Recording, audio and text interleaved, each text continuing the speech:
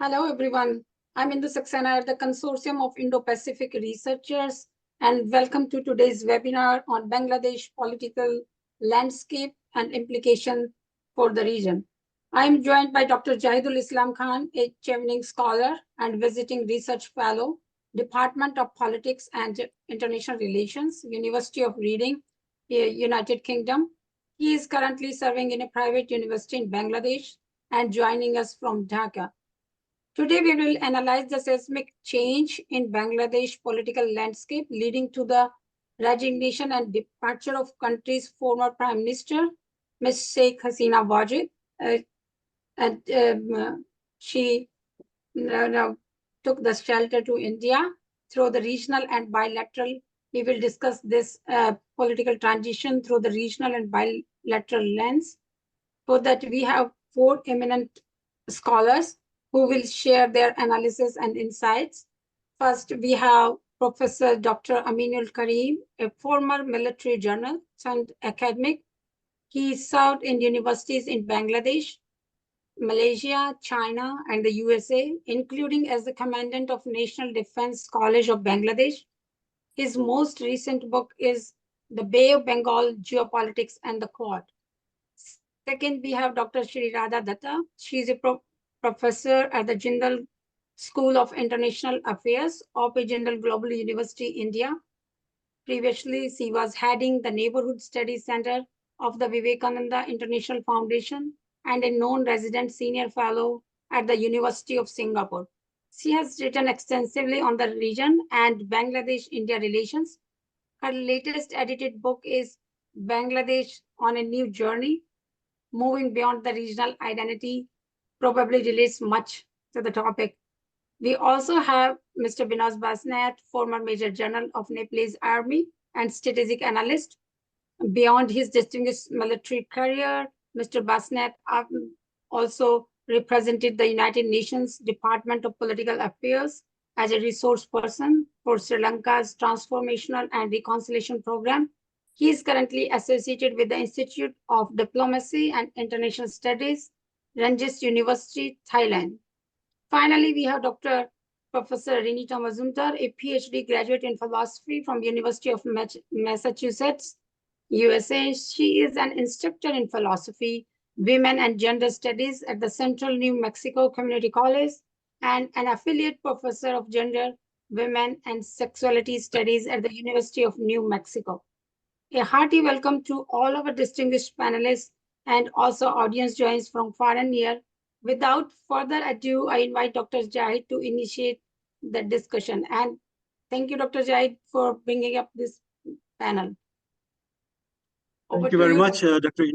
All right. Thank you very much, Dr. Indo, and warm greetings to all from Dhaka. It's deeply rewarding to be part of any CIPR event. The seismic change in the political landscape spearheaded by the Gen Zs of Bangladesh, as was mentioned by in the opening remarks of the chair, has been labeled by many as a revolution, uprising, Red July, and even second independence of Bangladesh. For researchers, it is perhaps too early to conclude.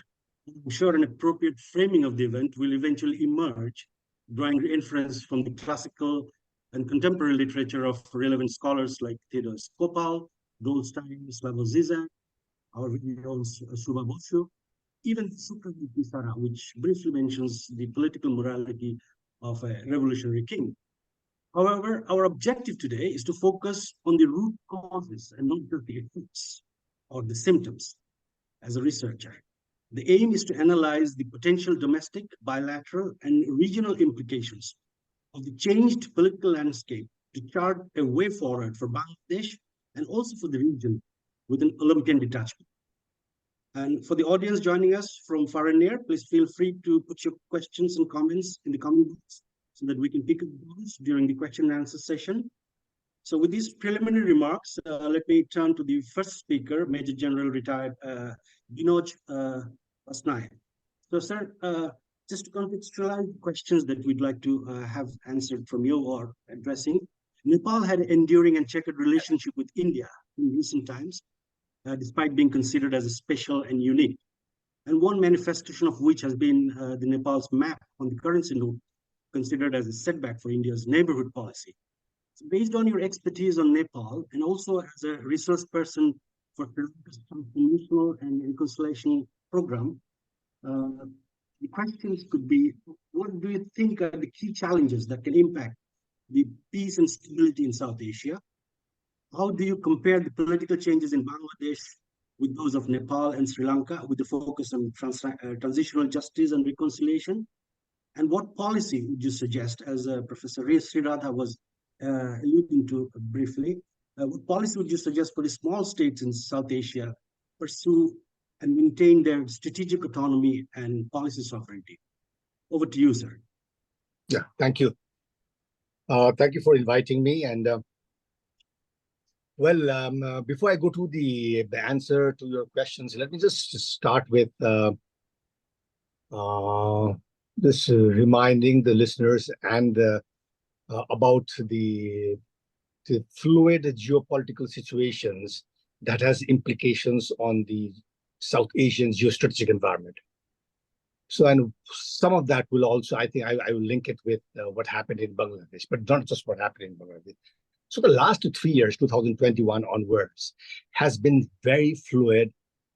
And if you look at what's happening in the globe, you can see events from Russian invasion in Ukraine to the Persian Gulf, the Middle East problems. Then you have, which led to the global supply chain in the Red Sea crisis.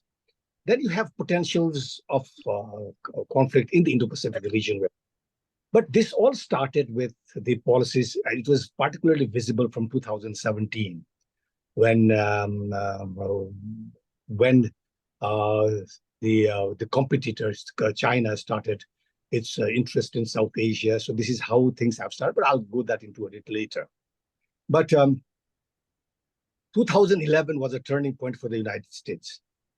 So it was the pivot to Asia policy by the Obama administration did look for, and even if President, even if Harris comes as a president, if you look at what she's been saying in the conclaves just last, I think the policies is going to continue, but with different styles and different strategies. But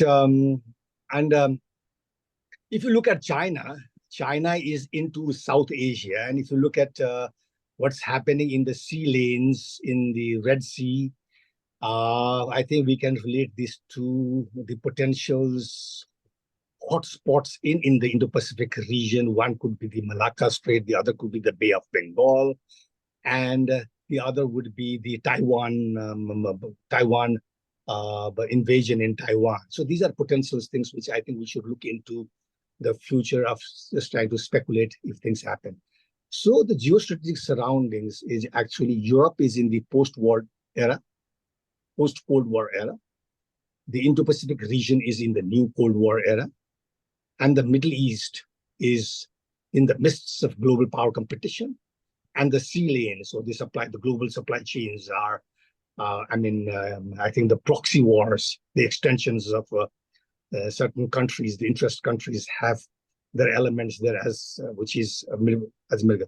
So talking about South Asia,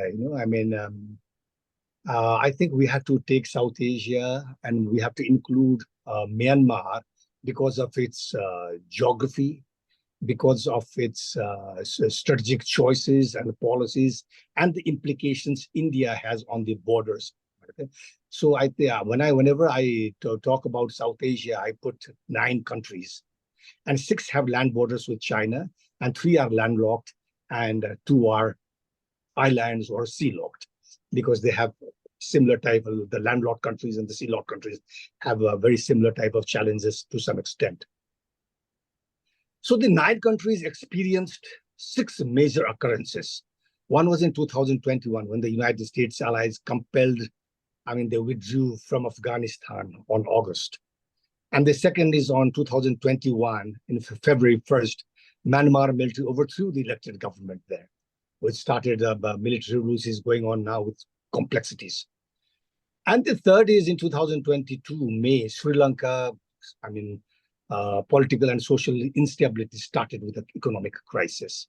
So if you look at Pakistan, it was a political unrest leading to economic crisis in March 2022. So Maldives is another country which changed the shifts, which shifts through a peaceful electoral process. So with India out slogan. And Bangladesh political political upheavals which just happened in August of this last month. So looking into that, we have like 4 geostrategic environments and 4 political systems in South Asia. Electoral system as a peaceful means for flanking with big powers, 1. Second is the political, like Pakistan and Bangladesh. Third is economy, like Sri Lanka. And 4th is military, like Afghanistan and Myanmar. Talking about the political system in South Asia, there are constitutional monarchy and democracy in Bhutan, military rule in Afghanistan and Myanmar, president system in Maldives, and parliamentary democracy system in the rest 5. So 3 consequences. 1 is global competition is on the progress. Great power influence in national politics, and so are political parties picking up flanks, and warfare taking different forms and different shapes. So if you look at the global, and then so there are altogether, I think maybe 5 or 6 messages that we could extract from it. One is technology has been an important part of conventional warfare, which gives a favorable environment for deciding who is winning in the state. Second is the role of non-state actors. Okay, the military reach that the non-state actors and the interest powers have been. So it can be termed as the extensions of military capabilities. Third is the essential supports from powerful countries like what's happening in Ukraine and other countries with military hardware. At the same time, the human resources, and it used to be citizens who fought for the flag, but it is now human resources from weak countries, from poor countries that are being resourced. So the 4th is the polarizations, like polarizations of belief, polarization of democratic values. It's like the autocratic versus the democracy, like China, Iran, North Korea, and Russia are the forming of strategic partnerships together, stretching the Western resources from Europe to Asia via the Persian Gulf. So the next is the risk of compelling countries to take sides. So what does that mean to smaller countries in South Asia? And these are very important things that we should do, because we can learn from what happened in the Cold War and the small countries in Europe in the Cold War. But I think things are pretty different now. And it's no more in the other continent, it's in our side of the world. So geopolitics, trip over, so it could be the countries could fall into strategic traps if you don't. And the next would be like the irritants that's happening in the world, which I talked about, like the Russian offensive, Ukraine war, and so. And the other would be like the recent China Africa conference that took place. The importance of global South, and the importance of North-South cooperation and South-South cooperation, China leading the South-South cooperation, and India being a strong partner of the US, trying to coordinate the North-South cooperation. So with this, let me just highlight a little bit on China's interest enlarging with economic and political influence in South Asian geopolitics.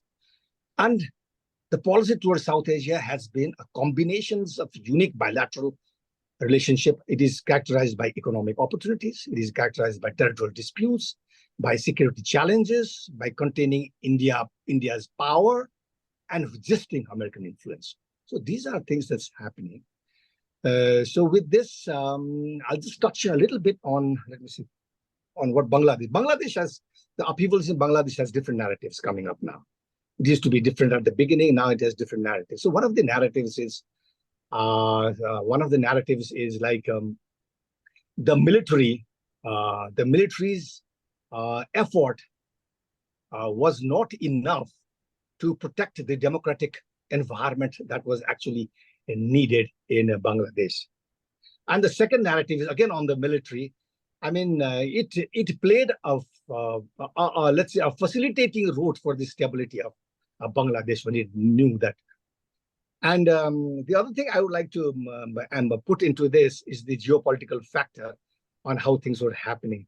So, but Bangladesh and its implications, the smaller nations in South Asia can learn. You know, when I highlighted the 6 happenings in this, and I don't think any nations in South Asia is really away from it. If you talk about Nepal, I think Nepal has one of little or more of all the situations in South Asia. So talking about the questions about the border, the border links, and this is the point I just brought about the America's, the interests of China containing Indian power and the resisting American influence. You know, so it can be. So it's a geopolitical thing as well as it's politics. It's politics terms used by the political parties. But the risk in Nepal, rather than the other things, is the political parties taking sides with the political parties of immediate neighbors, like the Communist Party of Nepal have developing relationships with the Chinese, the Communist Party, and the Democratic parties taking sides with the BJP of India. So these will have geopolitical implications on deciding with national interests as the main focus for Nepal. So these trends, not just in Nepal, I think all over South Asia, is a fundamental question, a great challenge. So with this, I'll end. And any questions, please?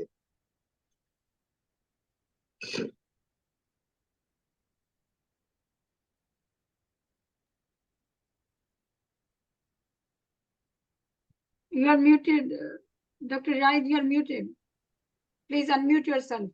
All right. So thank you very much, sir. I think that was very enlightening, and particularly the 4 types of transition that you sort of specified. It'd be interesting. It's a bit interesting, and it would be probably relevant to sort of compare those with the existing theories of regional security architecture by Barry Buzan or other scholars, and come up with some kind of conclusion. The other point that you make about the military's efforts, or military being as a facilitator,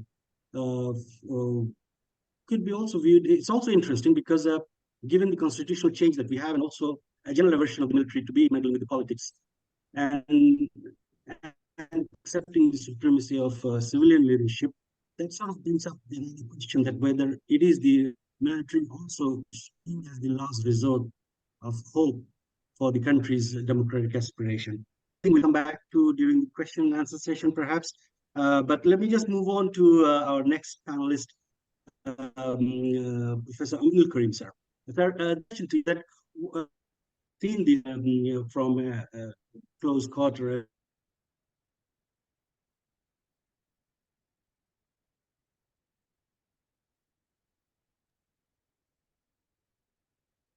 Should I start? Yeah, Dr. Karim, please. So just let me finish three questions. What are the key aspirations of the political transition? And how will the interim government headed by Professor Yunus bring domestic stability and establish people-to-people connections at the bilateral level to ensure the democratic future of the country? And what are the regional challenges for Bangladesh? What new initiatives should be the interim government take to overcome these challenges? Over to you, sir. Thank you, Dr. Jahid Khan.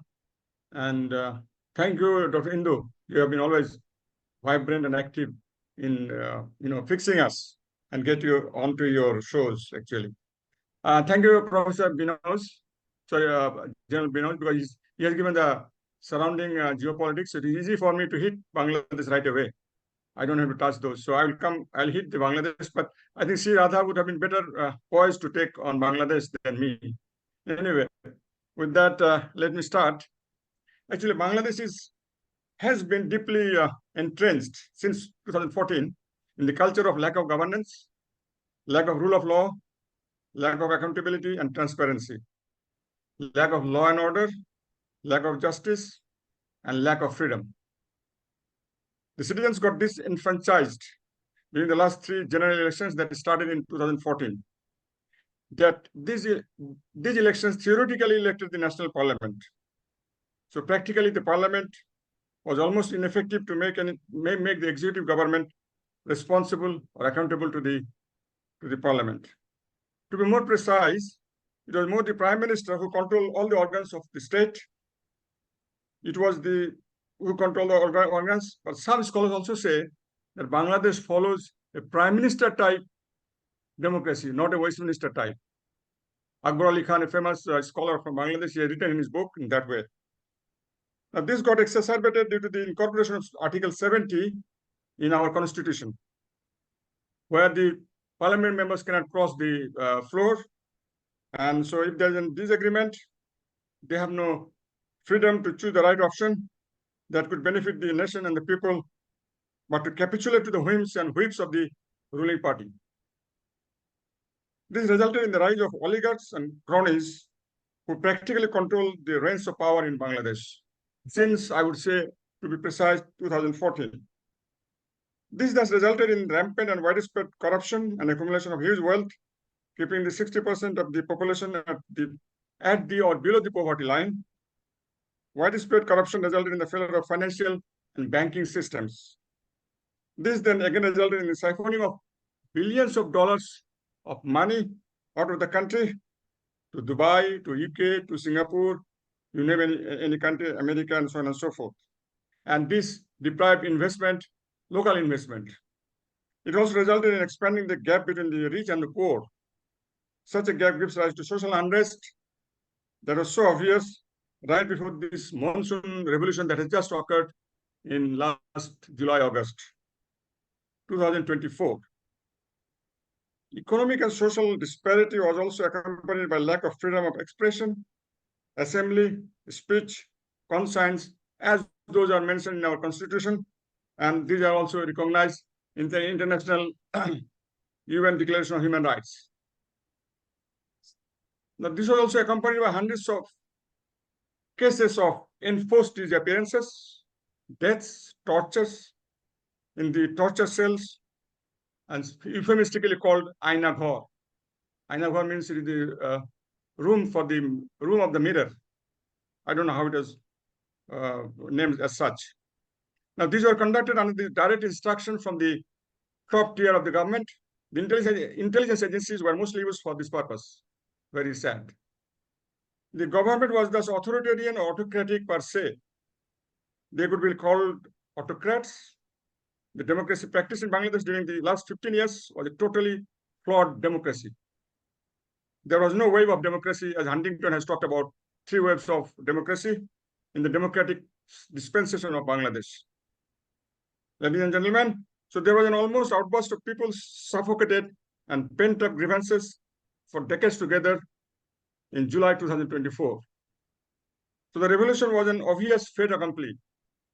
The last spark to the revolution was spearheaded by the vibrant and conscious university, college, and even school-going students accompanied by their parents. They came out in sticks, in droves, to face the bullets and sound grenades of the police and the paramilitary forces. The government agency's response was too brutal to result in hundreds of deaths. So far, it is counted 750 deaths so far counted, and thousands of injuries in the legs, in the eyes, in the chest, in the heads, and you name anything. Interestingly, this did not deter these young stars, who are euphemistically called Generation Z. Am I correct, Dr. Jahid? Yeah, you are. They were bold enough and determined to face the bullets, helicopter gunships, drones, sniper attacks, and sound grenades. The grand finale of this revolution was enacted on 5th August 2024, when the fascist prime minister fled the country by C-130 aircraft, when she realized the mob in hundreds and thousands were about to ransack her palace in the heart of the city, of the capital city. The mob ultimately reached the palace, much like the recent case of Sri Lanka, but the target had left by the time.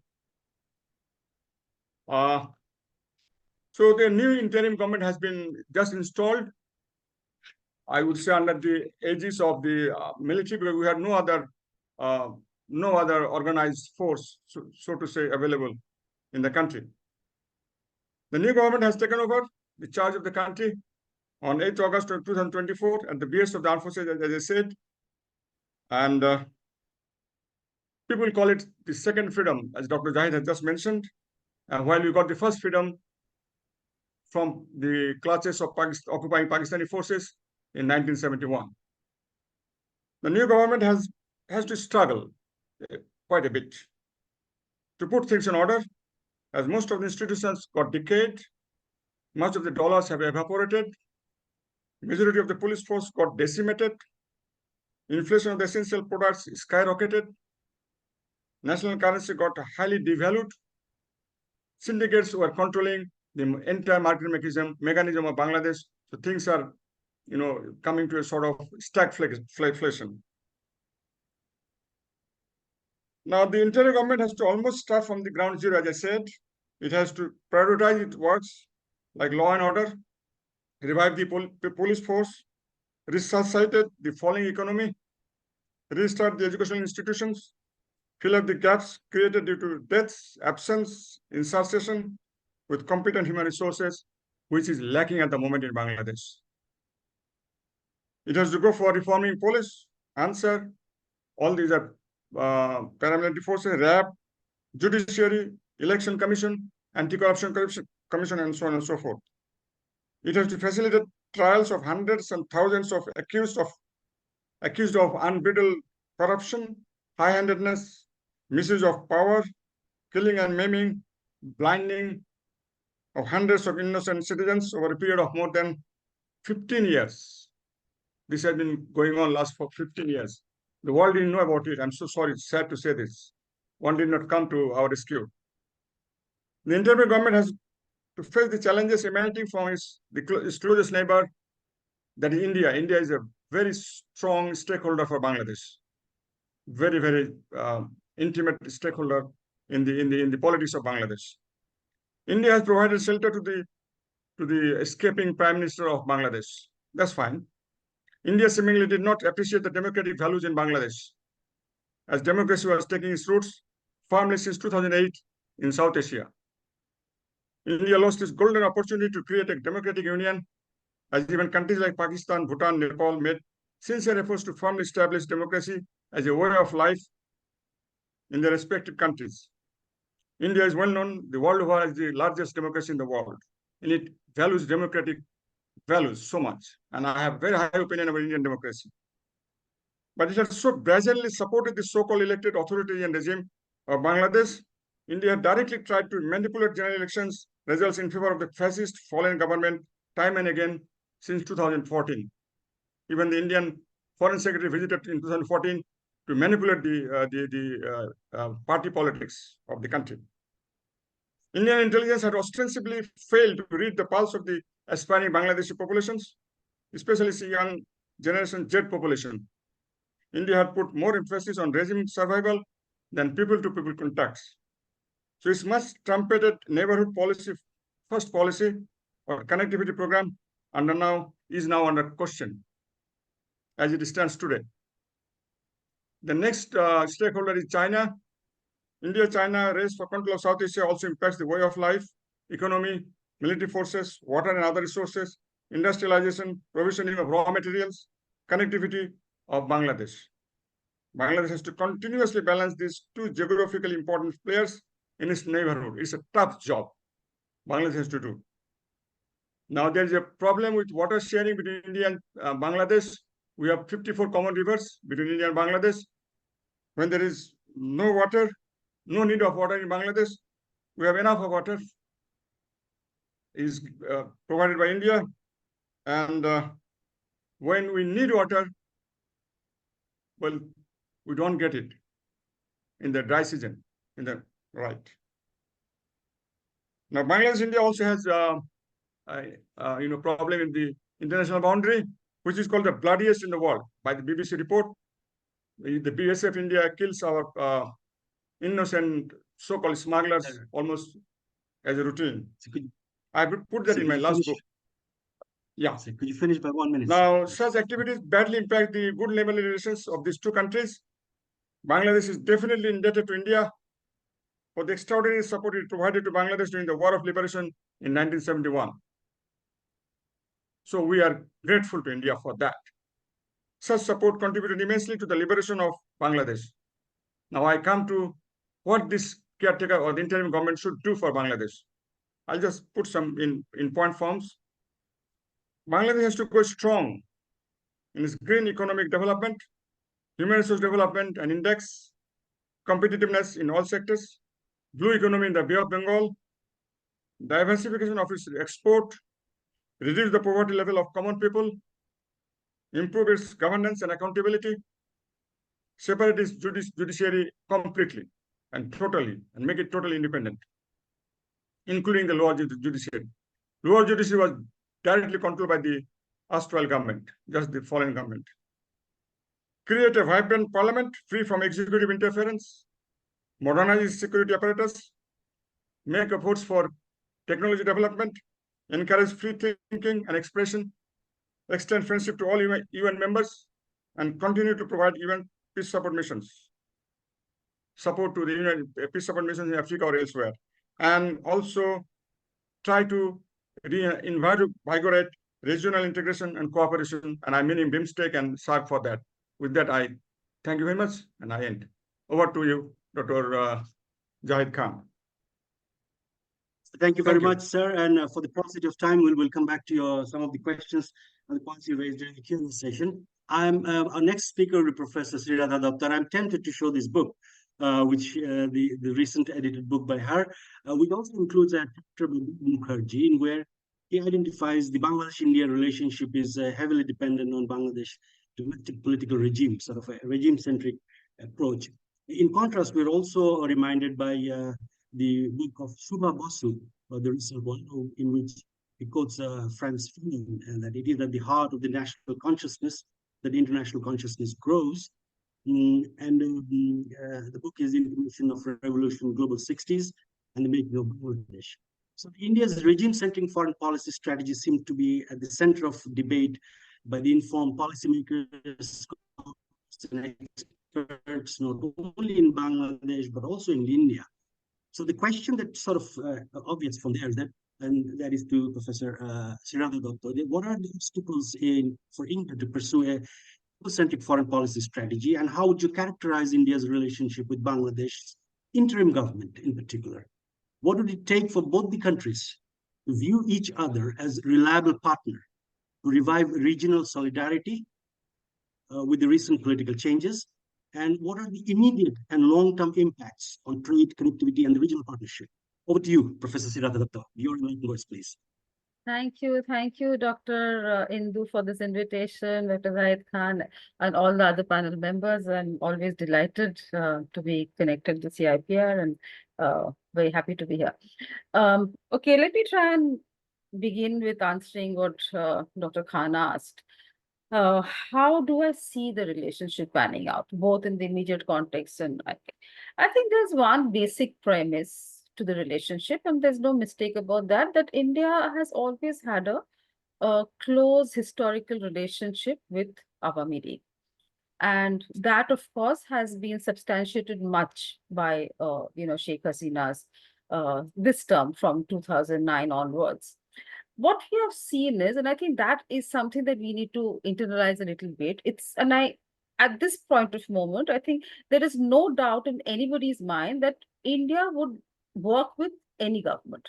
While in the past, we've often seen there's issues of value, there's issues of ideology, but I think in the last decade or more, India has moved away from that. And pragmatism has been the order of the day.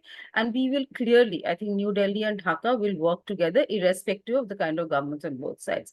But let me just circle back here. Why is it this perception? I completely agree with what Dr. Karim has said and others have about the perception that India has supported an autocratic government. And I think needs to be understand the nuance a little bit, that yes, there has always been a historical proximity of Awami League and India. As I said, history and the rest of the time that Sheikh Hasina was there. But I think what was suggested was also implicit in that India was kind of quite about the kind of policies that Sheikh Hasina was taking. And that clearly didn't work in India's favor. While, of course, as I'm saying, given our relationship, we work closely. Also because, and let me clarify that ever since 1991, when Bangladesh returned to a multi-party democracy, we have seen that any non-Awami League government has not been able to work effectively with Delhi. There are too many facts for me to now cite. It's, informed audience and informed panelists. So I won't get into that. But for us, the worst period that India and Bangladesh had was between 2001 and 2006. Whether it was terror attacks, whether lack of any energy and any, economic cooperation, a gamut of areas where India tried to work. And I know that for sure because I've been part of many of those, dialogues, track 1.5 events constantly during that period. And we know the kind of effort that went into trying to establish a far greater engagement with that particular government. It didn't work very well. Finally, the return of Sheikh Hasina on the 2008 December, the fact that the first thing, even before India and Bangladesh signed the joint communique in 2010, the first thing that she did was address India's security concern. And that really changed the entire bilateral landscape, which is what brings me to this particular question that Dr. Zahid, you asking me, that how do I see this interim government and India working? I think there's a, question that we need to ask, that how important is Bangladesh for India? I think none of us are in any doubt about the fact that not only at the bilateral level, but even at the regional level, without Bangladesh partnering India, there are problems that we are going to face. So we definitely want to work closely with. I think there is no doubt about the fact. Now, how critical is India for Bangladesh? I think that's a question that we need to ask. What we have noticed in the past, and even just now, there is a very severe anti-India rhetoric. And I'm not even talking about the, the minority issues and all of that, where again, we know a lot of misinformation, disinformation, the kind of political narrative that has been built on both sides. I'm not referring to that, but I'm talking about the water issue, which was again referred to here. We know our foreign ministry gave a clear clarification that this Danba Dam that we are talking about is 120 kilometers away from the borders of Bangladesh, and there is no way that one would have deliberately released water. It is a Upper Alpine country, and there are issues on that. While, and I know, some of you, when we were talking before the program started, that you do read me, I have always argued that for India, our core question with Bangladesh is security. Once any government addresses that, India is ready to roll out the red carpet, which it did for Sheikh Hasina, which no other governments in Bangladesh have previously done. This is not to suggest the governments now onward will do that, but we'll come to that later. The other issue is that for Bangladesh, the most emotive content vis-a-vis India has been water. And India has not addressed that. I'm aware of that, the kind of dialogues that hasn't taken place on Tista. We talked of having a basin management system in place from 2010, 2024. We still don't know where it is. So clearly that has been an emotive question here, which has also worked against India. That while Bangladesh did a lot, and I am talking about transit, I'm talking about cross-border facilities, all of that, there is no doubt about the fact, the kind of support that Bangladesh gave to India. It was perceived that what has India done for Bangladesh? While India, I would, I don't want to argue about the kind of, support that India gave. We issue 1.6 million visas every year. That tells you as to, the number of Bangladeshis coming. It is also a huge commercial, norm for us, because obviously those medical tourism, a whole lot of markets all over Bengal and elsewhere function because of the Bangladeshis coming and shopping. So we are aware of that content, and we want to support that. We want to continue with that. But this constant anti-India rhetoric, and this rhetoric which happened during this particular flood, 40,000 people in Tripura had to be relocated because of the flood conditions that Agartala was facing, Tripura, borders of Tripura were facing. And there you are being accused. And normal general public perception, Facebook, all that happening is fine. These are people in responsible positions in the interim cabinet and otherwise accusing India of doing that. I thought was an extremely irresponsible positioning. one understands that, the minute you're lower riparian, there's a tendency to accuse, but we know there's we exchange data constantly, we exchange information constantly. So there is no way that India would not have conveyed the information that there is sudden burst of water. We were all taken unaware. I'm talking about the Tripura state government, the central worked on. I'm saying even at that time, why wasn't the responsible people asking India for help? India right now in South Asia, irrespective of what it is critiqued by all the smaller neighbors and otherwise, is the first responder in any calamities, calamities or national disasters. Why was somebody not asking India that please come help us? Given the kind of situation that we have with interim government just now, we know there is a bit of sensitivity because former prime minister is in India. But I'm just saying that while I understand the immediateness of the issue about how there is a huge, I would say, resentment, anger, apprehension vis-a-vis India because of the historical context of Awami League and Sheikh Hasina. But I think the point is that the two neighbors need each other.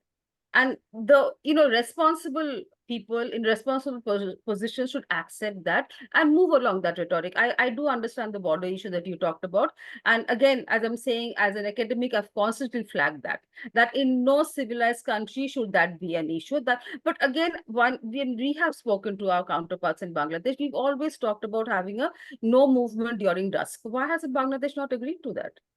Because as you know, and I'm not saying this as an excuse for everyone, while there are Bangladesh fatalities during the border, smugglers and, unofficial illegal activities going on, there are also Indian persons who are, involved in that. So I'm just saying that there are ways to look at that, and I'm not for once excusing, but there are much larger issues.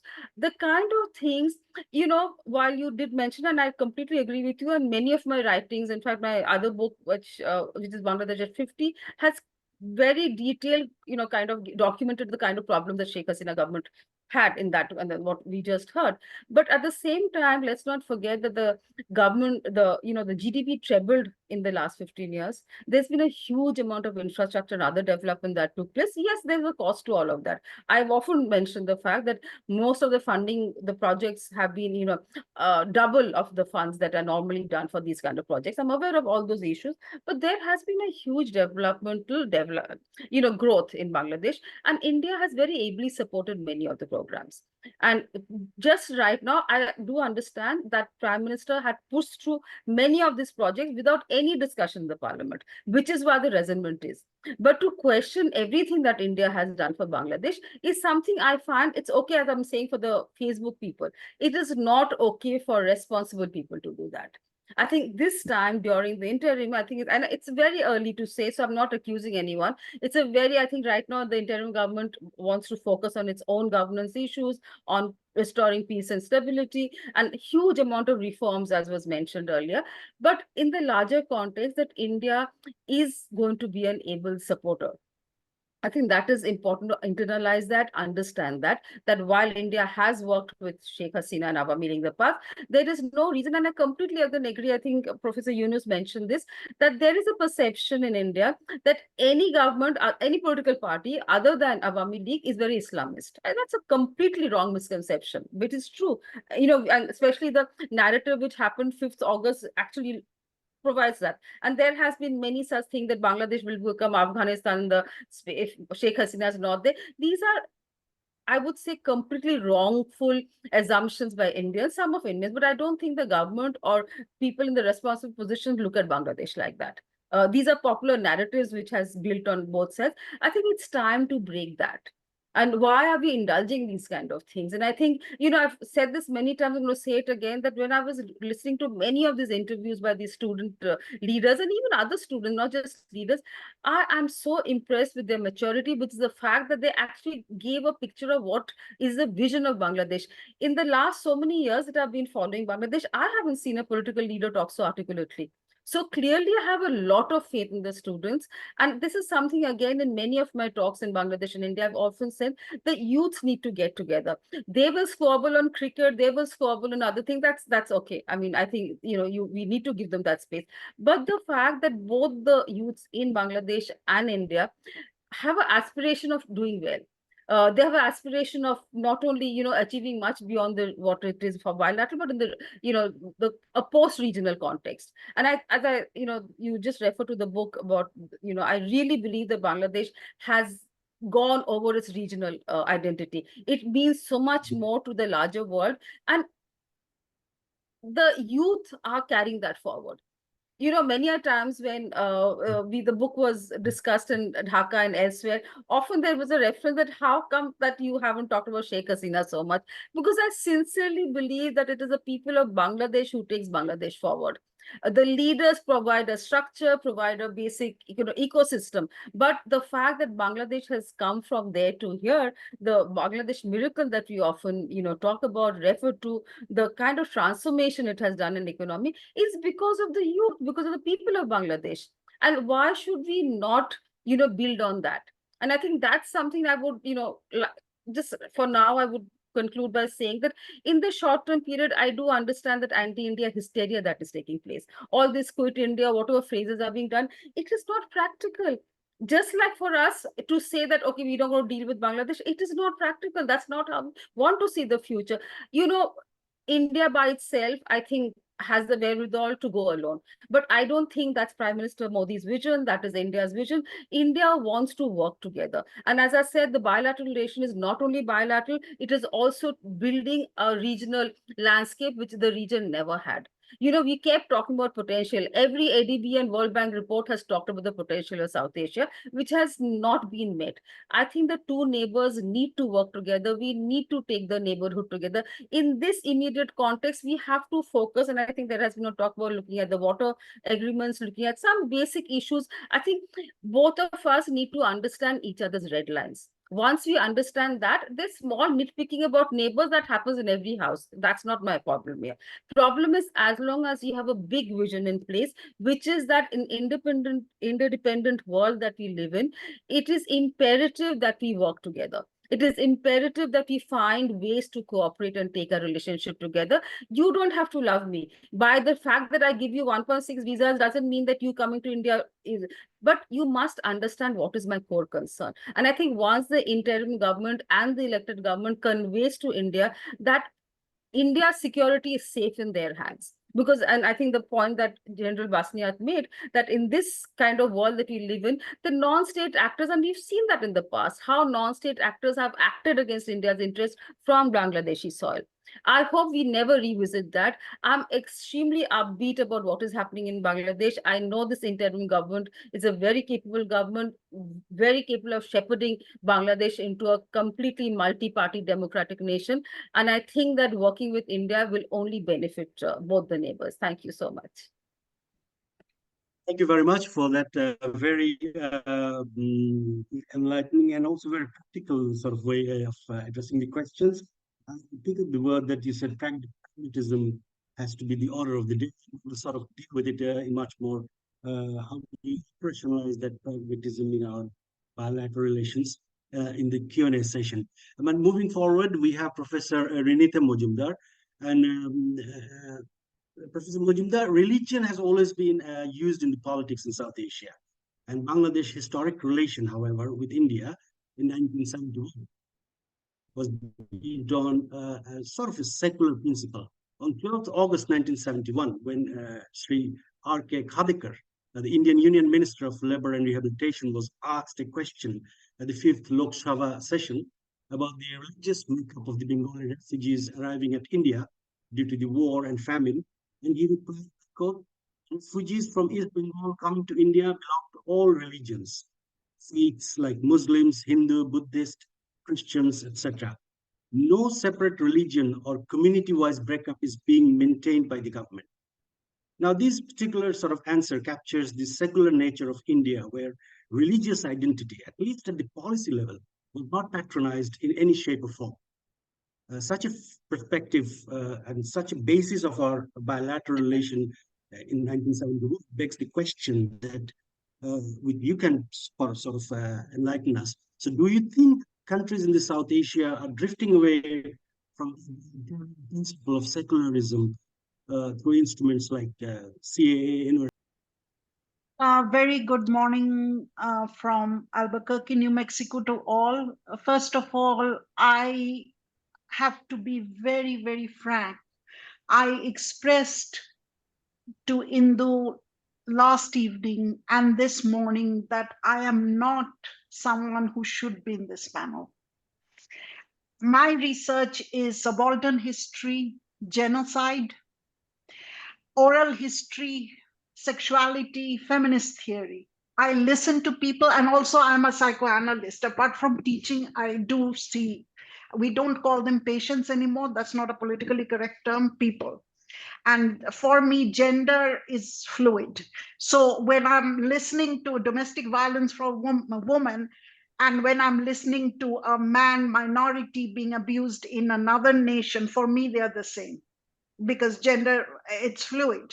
Femininity, masculinity, all these are fluid. So my research is completely different. My methodology is identity consciousness writing. It's oral history, listening to people, which is basically the Freudian theory, which of course he shifted from, but people have used it and so forth. So I should not have been in this panel. But I'll just say a couple of things which is very different. I have been researching, talking to people, gathering notes on the genocide of minorities, and it seems that it did not happen with Utsav Mandal yesterday. Whether he's dead or not, we do not know. I'm very much in touch with. Oh, and I think Professor Datta mentioned that, and I completely agree with her, that Afghanistan will never be Pakistan. And why? This is the reason, because there is still like Shushupta Pathak writing against the fundamentalism that's happening in Bangladesh and the voice of atheists. Professor Ahmed Koru, who writes, and also a good friend of mine, who teaches in University of California, if I remember correctly, he says that it doesn't matter who is in power, but whether there is a civil society and these voices. There's Taslima Nasrin, there is Sushupta Pathak, and there are various other people who I've been speaking to. For me, the methodology is directly subaltern speaking. I have to mention here something that I think Jung, Freud's, he didn't get along with Freud, but while he was Freud's student, Jung recalls in his diary that he had a patient, and they still used to call them patient. We don't, we call them client or just someone else. He, after 24 years of therapy, he said, everything I told you are lies. This thing never happened to me. But that's not our point. From a feminist point of view, we have to listen to the subaltern. That's our main thing. Now, I will quote a couple of things, and they could be controversial, but I'll do this because Indo, and thankfully the panel, they've given me this opportunity to speak. I'll start with quoting Raphael Lemkin. He's a Jewish attorney, and he defines genocide in this way. By genocide, we mean the destruction of a nation or an ethnic group. Generally speaking, genocide does not necessarily mean the immediate destruction of a nation, except when accomplished by mass killing of members of some ethnic group via a coordinated plan of different actions aiming at the destruction of the essential foundation of the life of national group with the aim of annihilating the group themselves. So this is the basis on which the United Nations have coined their definition of genocide. Article 1, the contracting parties confirm that genocide, whether committed in times of peace or in times of war. See, when something happens like regime change and everything that happened in Bangladesh, we start talking. But Gramsci says that it's mostly during the times of quote unquote peace. Peace and war, these are contested terms, that we have to look. The parties' time of war is a crime under international law which may undertake to prevent and to punish. Article 2, in the present convention, genocide may mean any of the following acts. I'm reading some of them because it's very long. I don't think we have time. Killing members of the group, causing serious bodily or mental harm to the members of a group, deliberately inflicting on the group conditions of life calculated to bring about its physical destruction in whole or part, imposing measures intended to prevent birth within the group, forcibly transferring, etc.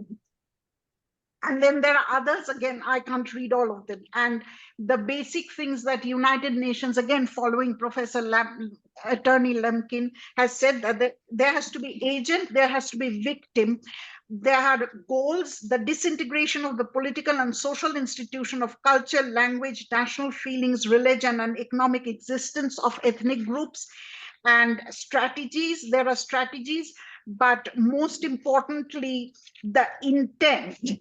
This, as a researcher, or not the United Nations, for them, all these points are important. I'm saying the intent of genocide is very important. Genocides and politicides are the promotion, execution, and or implied consent of sustained policies by governing elites or other agents, or in the case of civil war, either of the contending authorities that are intended to destroy in whole or part an ethnic group or a religious-based group. If it's okay for everyone, then I'm going to read a little bit from my book, a little quotation from Ghulam Sarawar, Pir Ghulam Sarawar in 1946. It's a little raw, so I always have to take permission. In feminist theory, we deal with so much violence, so much sexual violence, rape, and horrible things, child abuse. And feminist theory also, see, this is something that we've been fighting about. Yes, men do get raped. Men do get raped, and that's masculinity is such a huge thing that people don't want to talk about it. That's a separate thing. But this is a very raw thing from Noakhali in Ghulam Sarawar. If it's okay for everyone, then I can read it, but I have to take permission because it's a little raw, as I said. Is it okay? So he's saying, yes, please go ahead. Ghulam Sarawar is saying 1946, yes. This nation will be Pakistan. No Malaun bastards will remain in this country. All will be forced to recite the Kalima by pointing the spear at their chest. Pakistan means Darul Islam. Not one mushrik Hindu will remain. All will be circumcised. You guys have a lot of work to do. Record the names of all Hindus around you. Also take note of the houses, have temples, and smear all the houses with cow blood. If you can break them too, the idols will be broken first. Then urinate on top of them, marry the Hindu women, and then make them read the Kalima. Decide who will marry whom, and decide how many will be killed. Abu Bakr, present in the meeting, said, "Whom shall we finish first, Your Honor?" In response, Sarawar says, "Finish all those who resisted." Sarawar continued, "We still have a month. We must wage jihad in all the districts. We must watch out to see that no one flees from the village to the city, etc." It's a long quote. I'm not going anywhere. And it's very interesting. Thank you. Yeah. Oh, right. sorry? Thank you. I understand. I know. Yeah. Thank you very much. We're talking about the 1954 Noakhali riots. I'll come to that during the Q&A. And this, and this went on, this intent, the word intent, which is one of the things by the United Nations, not if they have a lot of things on genocide. The intent is there, and having spoken to the atheist group in Bangladesh, Sushupta Pathak, and there are many. That's why I say it will never be Afghanistan, because there is an alternative voice. There are intellectuals speaking out. Yeah. No, I know you're reading. This is fine because I've read that book, and this is actually. No, this is my new book. It's not published yet. And this is a quotation. Yeah. This is regarding the Noakhali riot, and basically. It wasn't a riot, actually. That's one thing in my book. It was a program by the state. Yeah. And then there's Professor Barkat. Yeah, Professor Barkat Ali, Dr. Abdul. Yeah, so as I was saying, ethnographic methodology deals with mostly the narratives. Political scientists, social scientists deals with structure and agencies. So this is a narrative which you have articulated.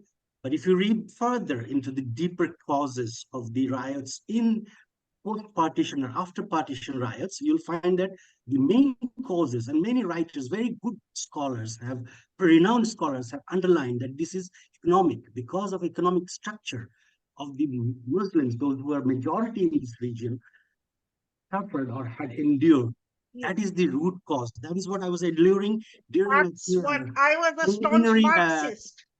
It is not economic because people don't convert if it's economic. Conversion was the one of the main goals. Secondly, women were mostly, my whole last three chapters were violence on women, Hindu women, not women, Hindu women. And that wouldn't have happened if it was just the Bolshevik revolution. And that's my whole, I was a staunch Marxist, and it came, I mean, Thucydidean Marxist, not Marxist. We're running short of time, ma'am. We're running short of time, ma'am. Yeah, and there's just, that's all I have to say, because it's my, as I said. Okay, thank you. Thank you, Dr. Rinita. Just, I just may want to interrupt. But I have a question for Dr. Sreeradha. If there's some, if there is no question in the audience, so with the current situation, when former Prime Minister of Bangladesh is in Delhi, so now there is a talk of extradition.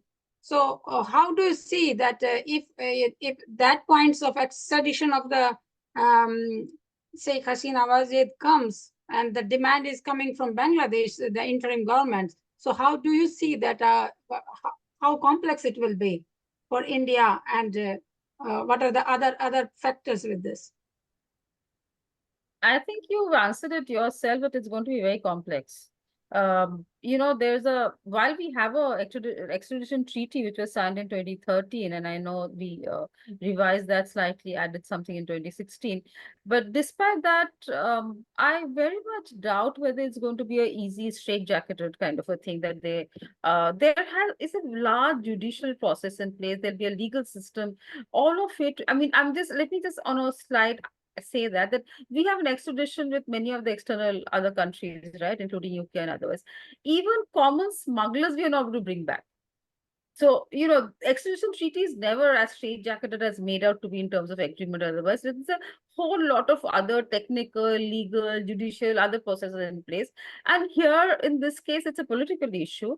I very much agree with you that it's an extremely complex issue. So while the request might come at some point of time, naturally so, India would certainly take its time to study the implications on what basis, grounds, and I think there'll be on both sides technical, legal teams working together. It's not going to be an easy solution to anything. I don't think that India would kind of concede to it without getting into all the details and technicalities involved in a treaty, in a request like this. It's a complex matter, I completely agree, yes. Thank you. Do you have any concluding remarks, Dr. Jahid, and then I guess it's any questions from the audience? Anybody? Yes, Mustafa. Please go ahead. Thank you very much. Yes. Thank you very much. I feel very lucky to be a part of this seminar or the discussion. Thank you, sir. My salam to General Karim. Sir, my question is to Ms. Datta. There is a broad-based perception in the general people of Bangladesh that during almost all the deals, those were made between these two countries, India and Bangladesh, India got all of them disproportionately in their favor. And it is believed that they care more for the party in the power and care very less for the people. That is why the people's perception has so much deteriorated gradually in over the years. So that is the question, ma'am. Thank you very much. I totally agree with you that that perception has been really strong, that that India worked only with the political party which was in government. But also, I mean, what would India do? India, as I said, Sheikh Hasina's government has addressed India's core issue, and then we were ready to roll out the red carpet. Not many of these bilateral agreements that many voices from Bangladesh are now asking to, revise, question. is because on the basis of the fact that there was absolutely zero parliamentary discussion. We also know from 2014 onwards, the parliament was completely one-sided. So there was no opposition, so to speak.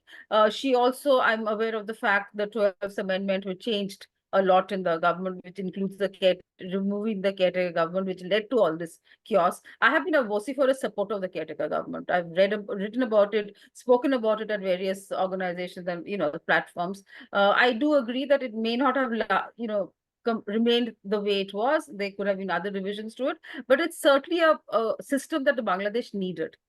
And so there is a broad base. And I also, another factor I've often mentioned is that even in the worst of times, which I've mentioned 2001 and 2006, though many people disagree with me that that's not necessarily so, but even in those very difficult times, India and Bangladesh had series of dialogues taking place at various levels, which I think I've been part of many of them, which is why my interest in Bangladesh grew so much.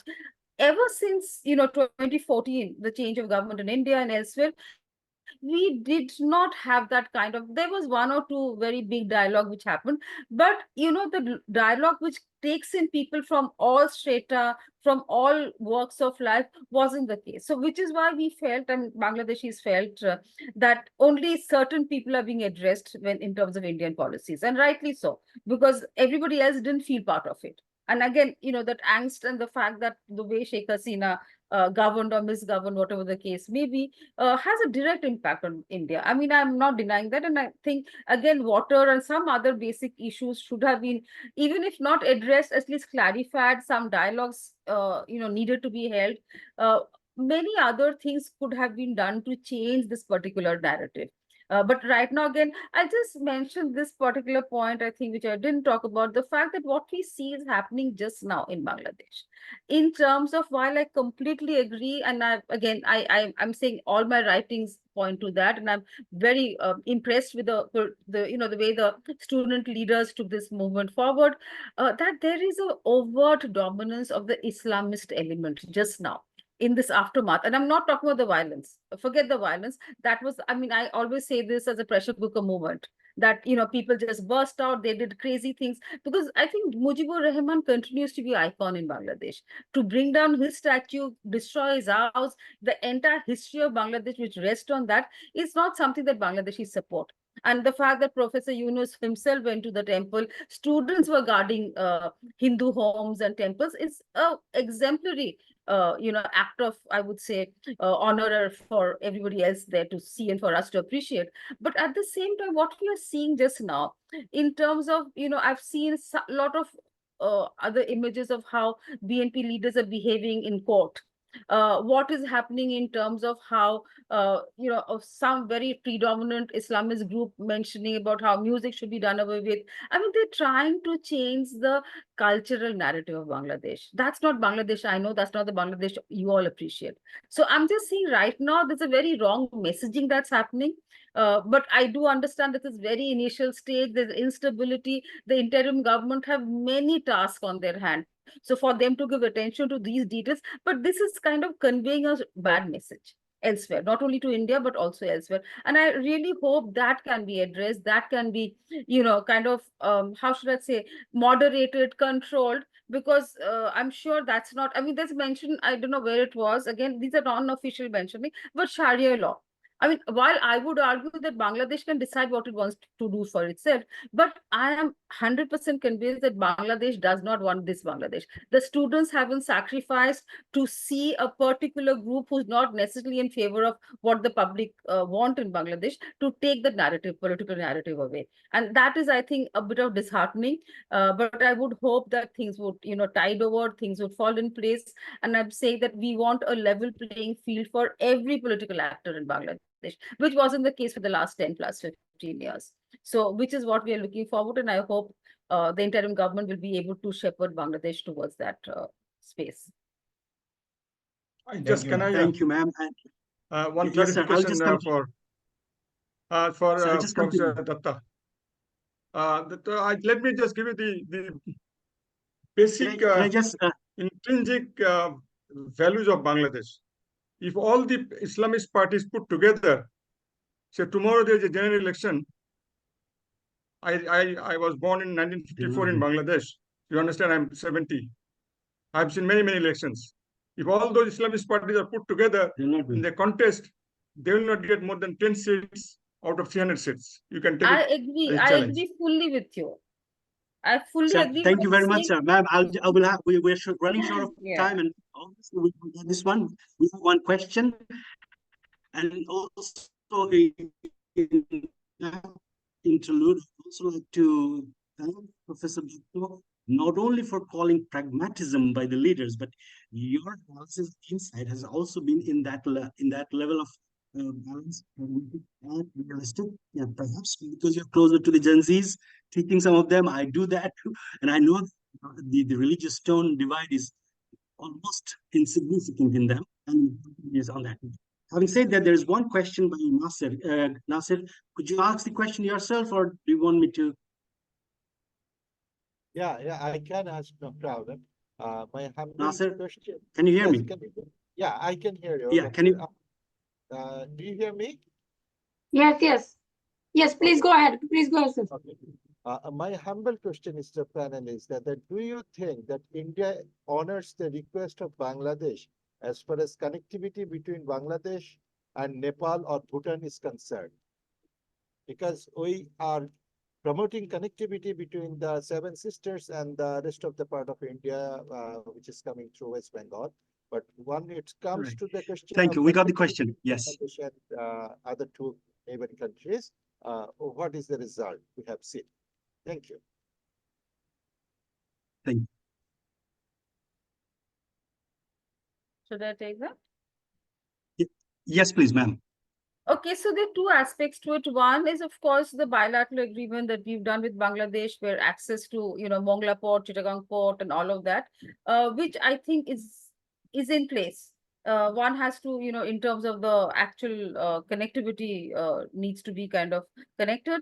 But more importantly, and let me bring you back to this, the motor vehicle agreement that we had signed in 2015.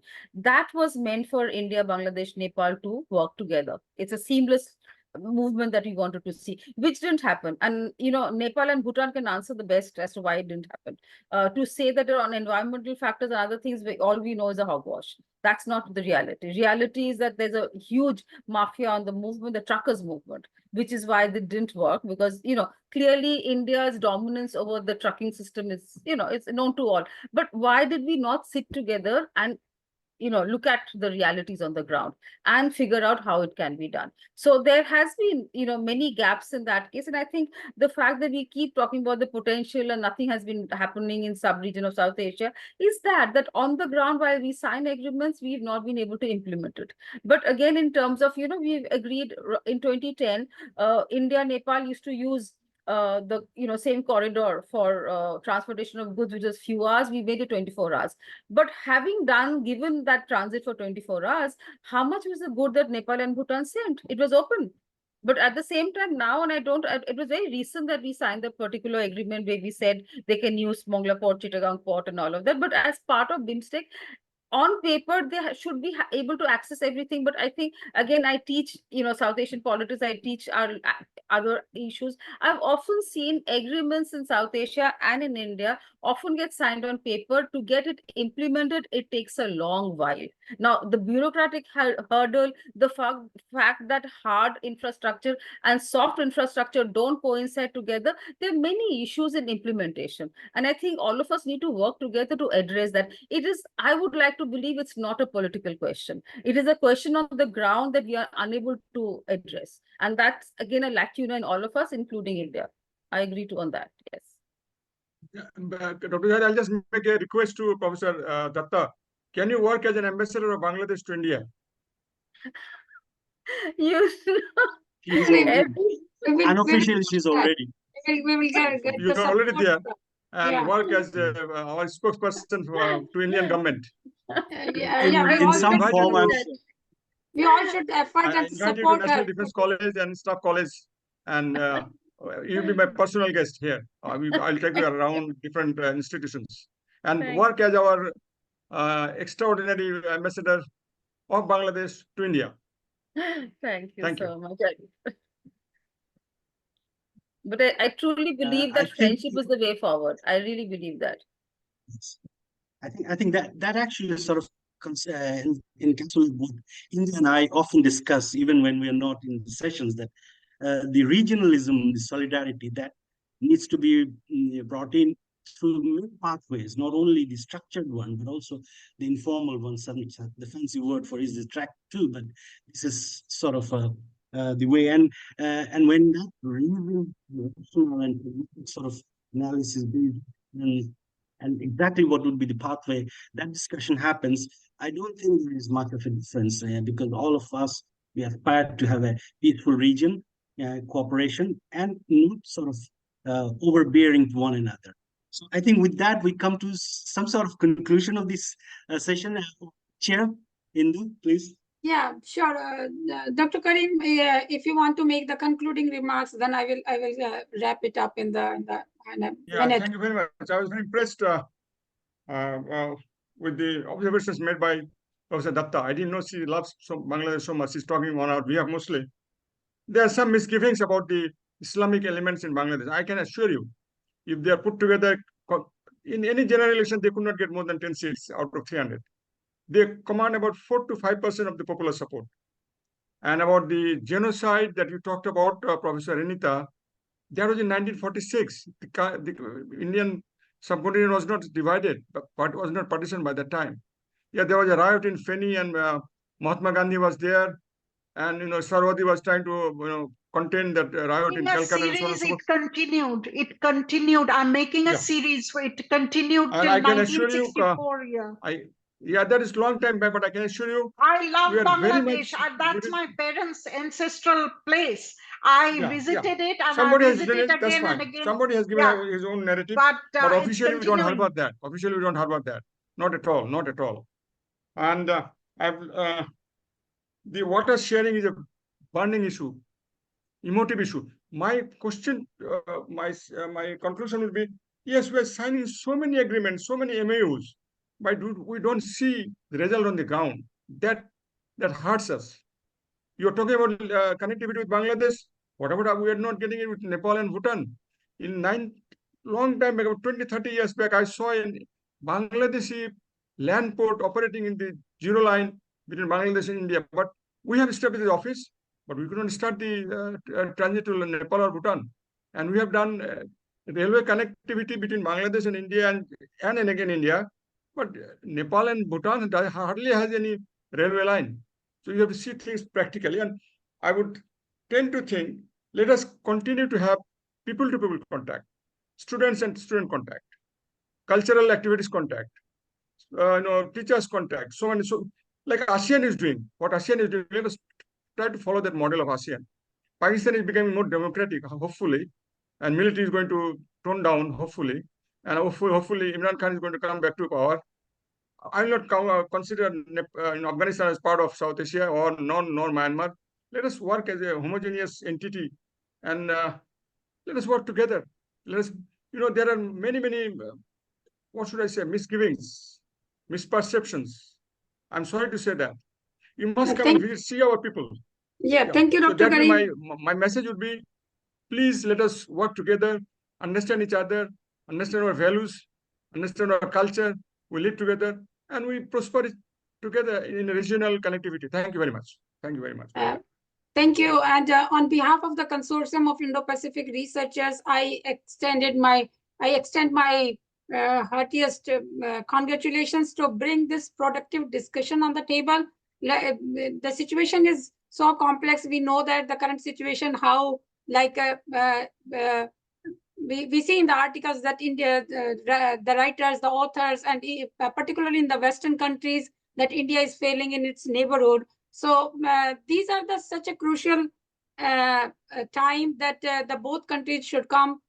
Even when Dr. Karim rightly said that the people-to-people connection, and when the youth are they are taking in the charge, and basically that what Dr. Jahid and Dr. Karim said, that fundamentalist has no place, not in either in the Bangladesh, but also in India too.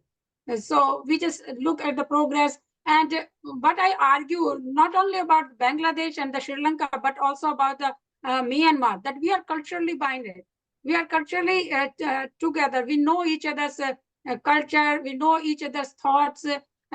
when it compares to the China in Indo-Pacific, when there is a great power competition in India and China in the Indo-Pacific. So though this is the challenging time, how to navigate these countries, they have to navigate, they have to make some critical policy decisions on this and this crossroads, and we hope that the peace and stability in the region. And thank you. With that, we wrap this session up, and thank you, Professor Majumdar, for your time and to be here. Thank you, Professor Karim, Sreeradha, Datta, Major General Basnyat. Thank you so much, and Dr. Jaid, of course.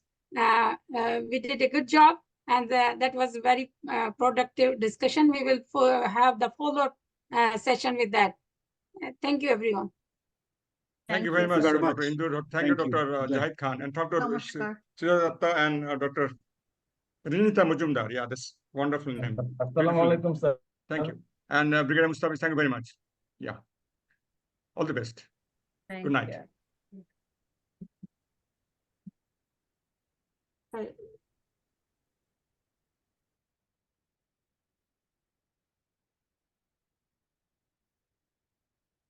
Thank you, sir. Assalamu alaikum, sir. Thank you. Kudafis. Thank you.